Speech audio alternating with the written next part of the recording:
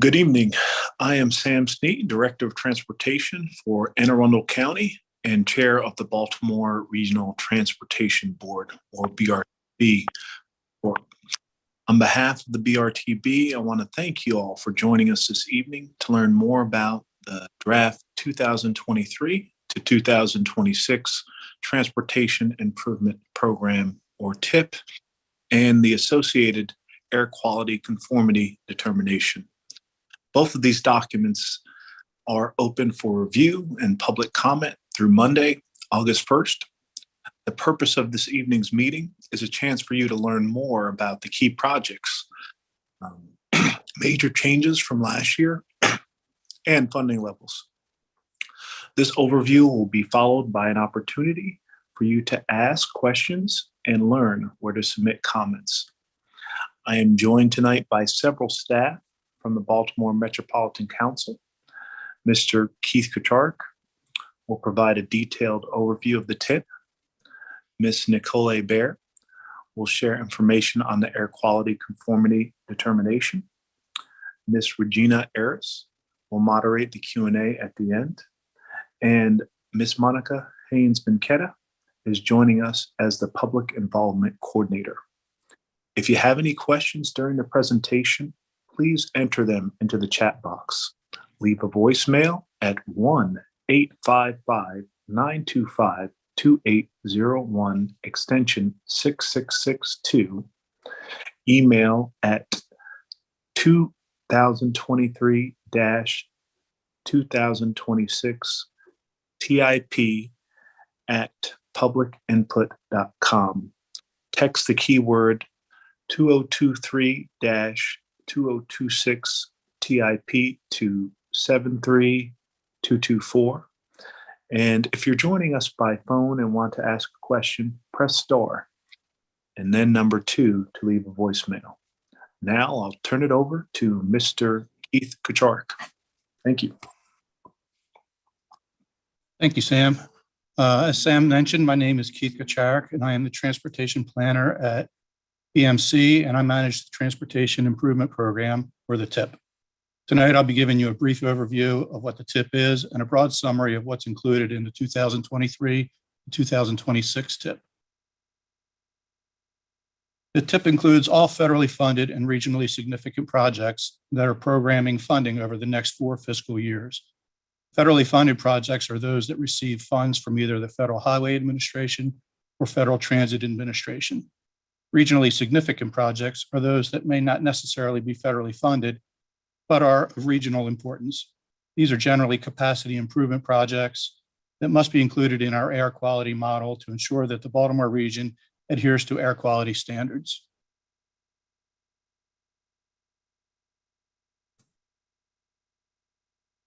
There are 132 projects in the 2023 to 2026 TIP, 7 of which are new this year.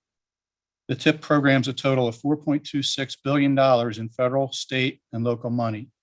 61% of that is federal funding and 39% is state and local funding.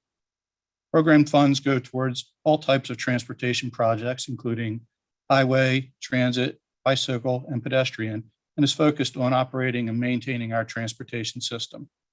It is important to note that the TIP is a fiscally constrained document, and this means that program funds cannot exceed what is reasonably expected to be available from local, state, and federal sources. Additionally, projects are evaluated to ensure they are meeting our regional transportation planning goals, such as safety, accessibility, and prosperity. These goals are laid out in our long-range transportation plan, or the LRTP, which includes projects that extend out 25 years. And projects in the LRTP are usually more conceptual in nature. And as those projects move forward from the conceptual stage to the implementation stage, they move into the short-range transportation improvement program, or the TIP.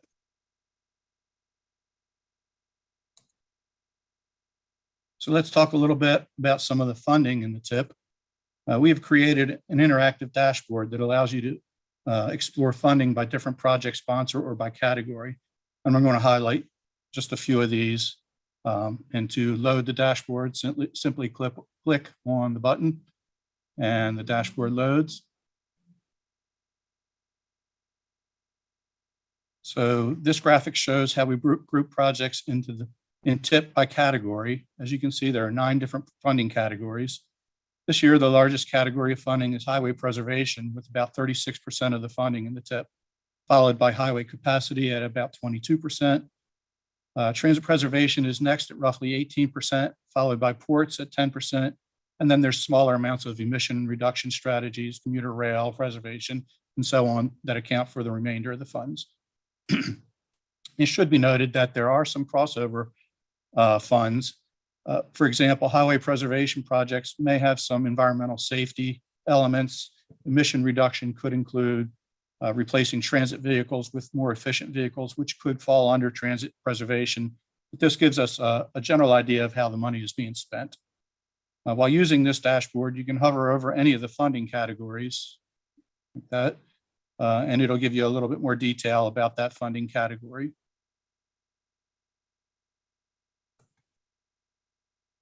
We also show a breakdown of funding by project sponsor or agency. The largest source of program funds is for the Maryland Department of Transportation State Highway Administration at roughly $1.5 billion. Next is the Maryland Transit Administration, which programs about $1.05 billion. And it should be noted as well in this that the $1.05 billion does not include the vast majority of Mta funding, which are state funds only, operating funds, I should say. The Maryland Transportation Authority accounts for about $714 million, and locally sponsored projects, which are projects sponsored by Baltimore City, Baltimore County, Carroll County, Harford County, Howard County, and Queen Anne's County, program about $471 million. And finally, the Maryland Port Administration has about $427 million programmed, most of which is for the Howard Street Tunnel project, which I'll talk more about later. So in this chart, the blue represents federal funding and the orange represents state funding. And you'll notice that the Mdta line is neither blue or orange. And that's because Mdta's funding source is from toll revenues. It's not state or federal funding. Once again, you can hover over the categories and it'll give you a little bit more information. You can also find details on any of the 132 projects in the TIP by using the drop-down menus to pinpoint the project you are looking for. You can narrow the fields down by category, project sponsor, or by project location, or any combination of these.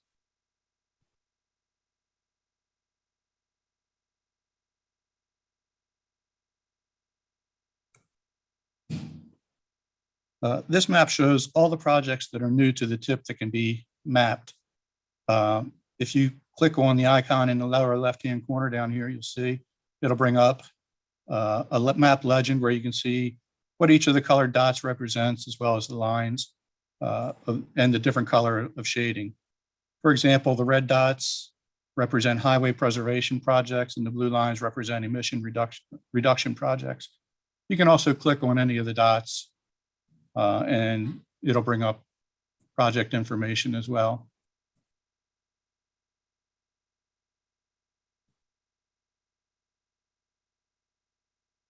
I've included several of the more significant projects that are in the TIP to highlight.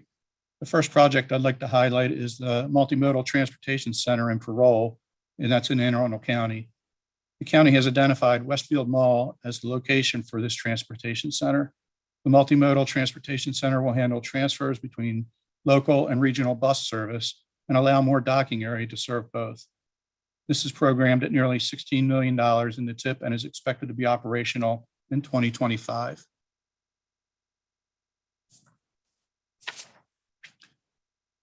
The Raised Transit Priority Project, which was previously called the East-West Bus Corridor in Baltimore City, is a $50 million project that is designed to improve bus service between East and West Baltimore.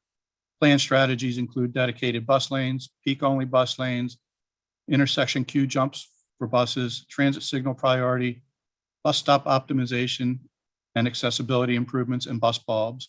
Baltimore City anticipates this project being operational in 2025. And again, you can click on the dot or the line to bring up the project details.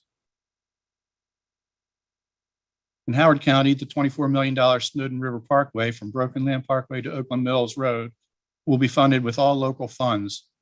This project will add a third lane in each direction, as well as provide 10-foot shared use trails. This project is expected to be open to traffic in 2025. Mdot SHA is reconstructing the I-695 interchange at I-70. This $203 million project will eliminate the triple bridge configuration that currently exists, which will improve safety, improve capacity, and improve operation on the Beltway. This project is expected to be complete in 2027. Mdot SHA is also dedicating $130 million to widen I-695 from US 40 to Maryland 144. And again, this project will improve safety and provide capacity relief. The Maryland Port Administration, in partnership with CSX Railroad, will reconstruct the Howard Street Tunnel to allow double stacking of containerized cargo to and from the Port of Baltimore. Completion of this tunnel will eliminate a major bottleneck in the national rail freight network. This project is funded through a combination of federal discretionary grant funding, state funding, and private funding from CSX.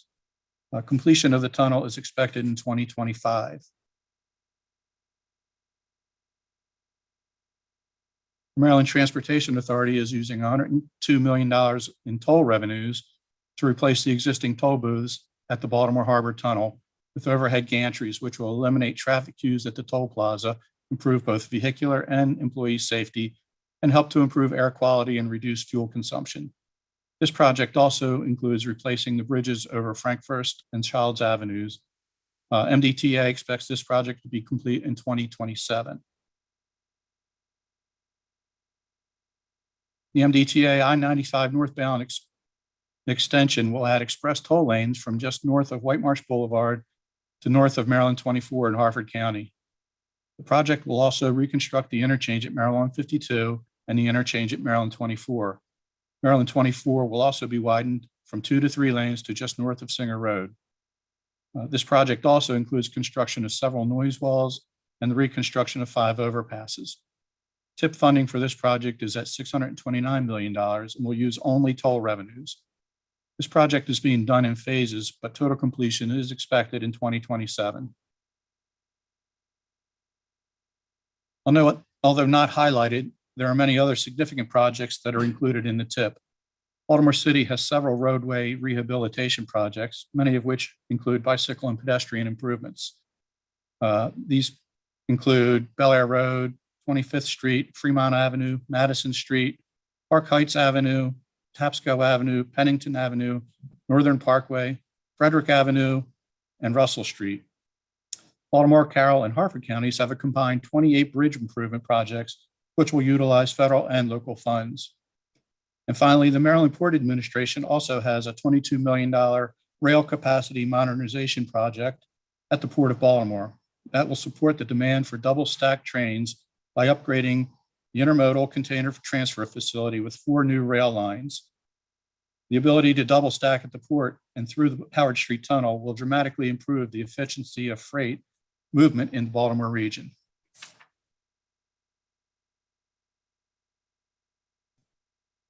So without going into every project, I wanted to let you know that you can also explore projects by category.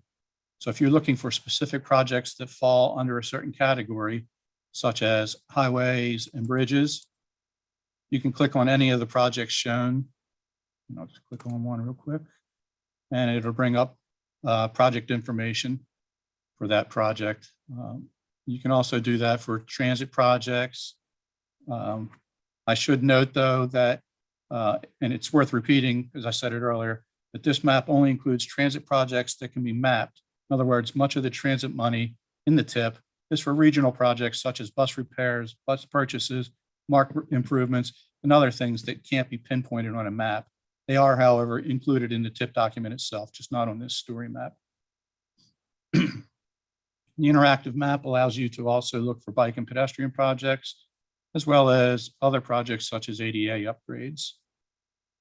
So that's a quick recap of the TIP process and a look at some of the major projects included in the 2023 to 2026 TIP. At this time, I'd like to turn the presentation over to Ms. Nicole Hebert, who will discuss some of the air quality components of the TIP. Nicole?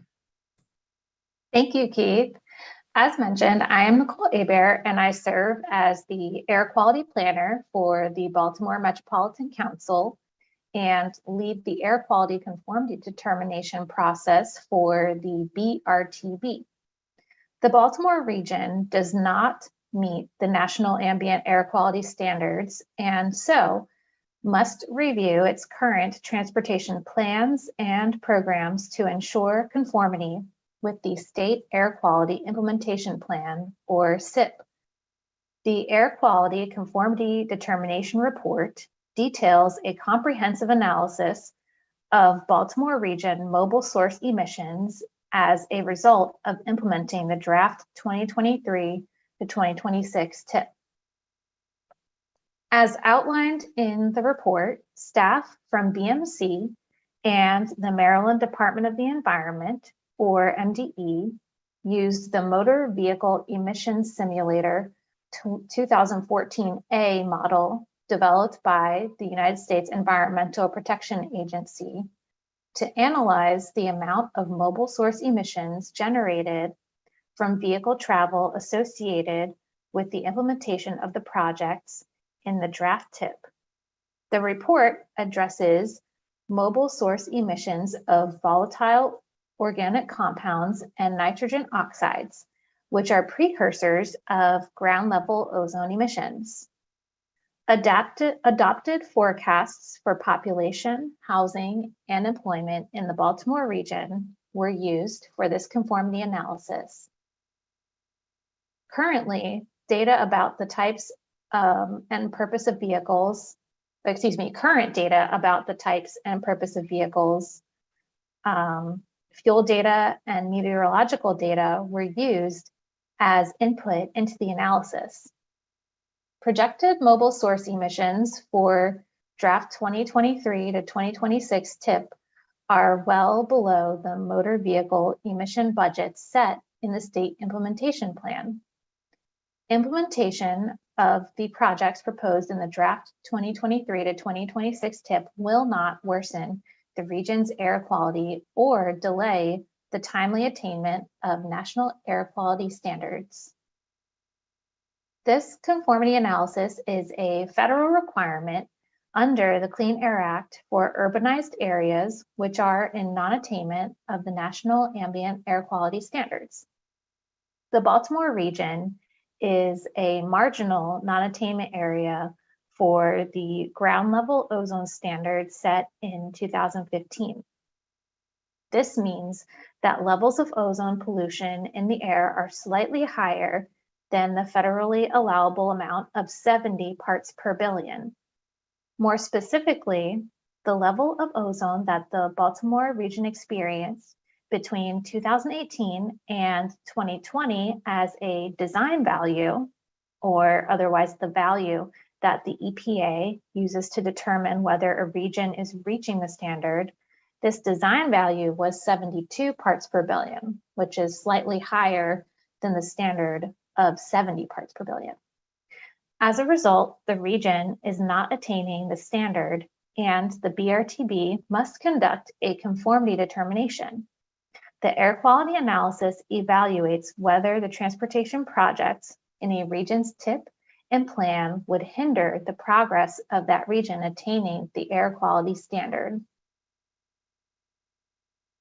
Before the conformity determination can be approved, federal law requires the public be given the opportunity to review and comment.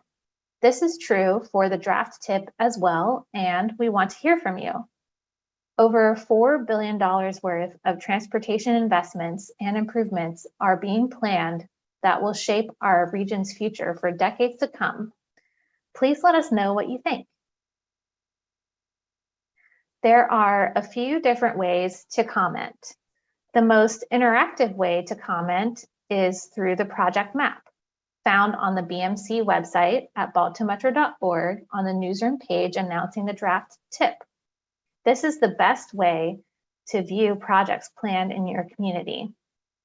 Here, you can navigate to a nearby project represented by a dot or a line and select it to see project details.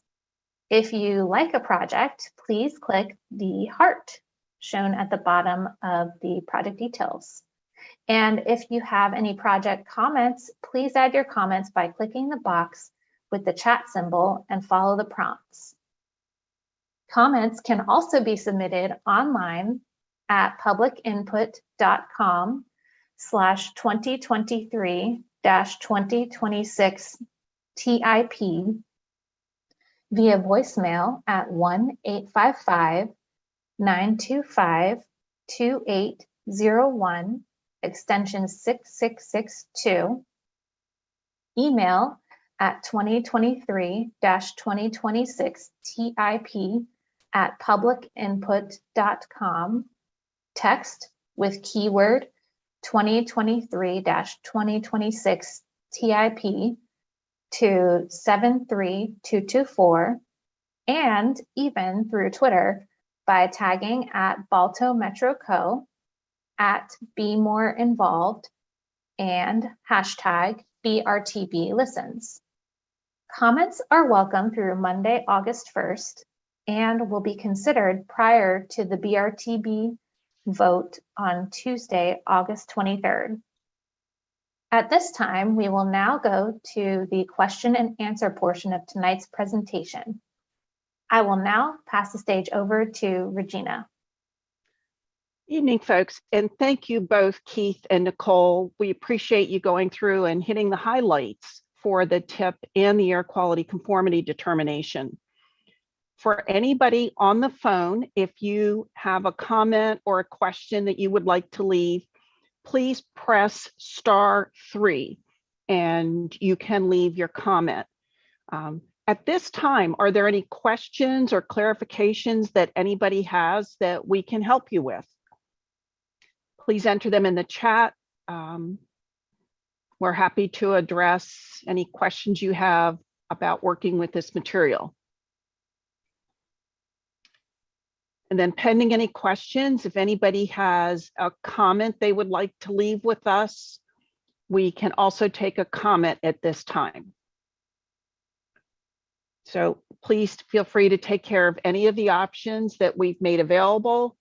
I believe our board chair, Mr. Sam Sneed, is still with us. We have our TIP coordinator, Keith Kucharik, and we have our air quality coordinator, Nicole Hebert. So we'll be here for a while. We want to make sure that we give folks an opportunity to reach out, pose questions, leave comments. So anything you'd like to offer.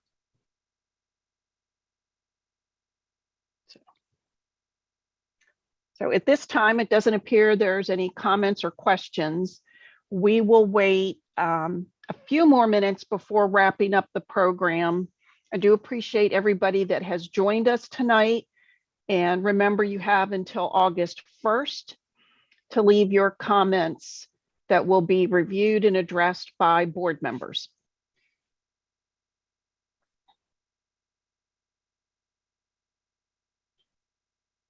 I did get a comment, not a comment, I did get a text message a few minutes ago from somebody that is watching live on YouTube, and they could see the screen well. Seemed to be going pretty well, so appreciate hearing from folks. Thank you.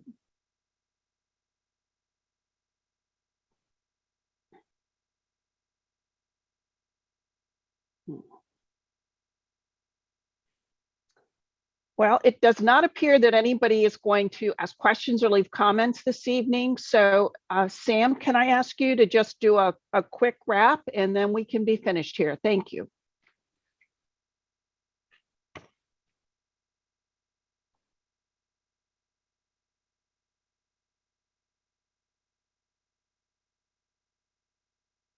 Okay, Sam might still be muted. So on the behalf of the board and Sam Sneed, thank you for joining us this evening. We remind you that comment period is open through August 1st. And if you have any further questions or comments to submit, please go to publicinput.com/2023-2026 TIP. So thank you very much and enjoy the rest of your evening. Good night.